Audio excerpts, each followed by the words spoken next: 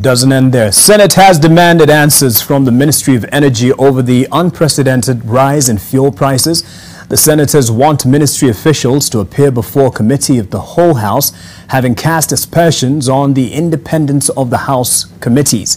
Olive Burrows captured their submissions. Okay, members. For many, Tuesday's review of the price of fuel upward felt like a betrayal. A failure by the system to safeguard its constituents. This is what you call a failed government. This is a failed government.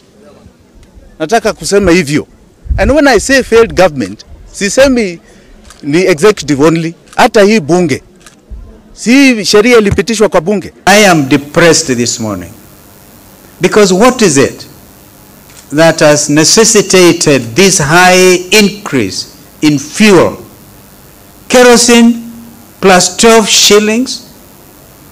Somebody has to stand up and speak for Kenyans. Those charged with speaking up for Kenyans in 2018 read the National Assembly voted in favor of legislation that saw 8% value-added tax levied on petroleum products. President Uhuru Kenyatta had initially intended to impose 16% in value-added tax. I want to remind this country that in 2018, finance bill, the controversial finance bill of 2018 in the National Assembly, the opposition decided to support a bill that was introducing 8% increase of tax on all petroleum products, Mr. Speaker. As we speak right now, the opposition has gone to bed with government.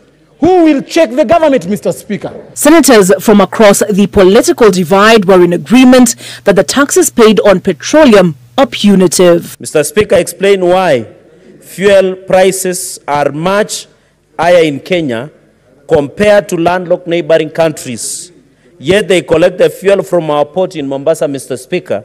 If you consider the price of fuel as it docks in Mombasa vis-a-vis the price that Kenyans pay at the pump station, which tells you that the bulk of the payments that we are making as Kenyans is actually taxes. The senators washing their hands of the taxes imposed in 2018 and calling for the use of the Petroleum Development Fund to cushion Kenyans who've not only had to contend with the COVID pandemic, but a locust invasion and drought. Taxes account for over 40% of fuel prices in Kenya. The KRA and the people looking for taxes are actually looking for taxes through fuel. We cannot tax a country to prosperity. We are just killing this country. But while the senators strove not to be lumped in with the National Assembly, which passed the Finance Bill 2018, they conceded that blurred lines exist between the legislative arm and executive. You cannot tell whether it's a chair of a committee or a PRO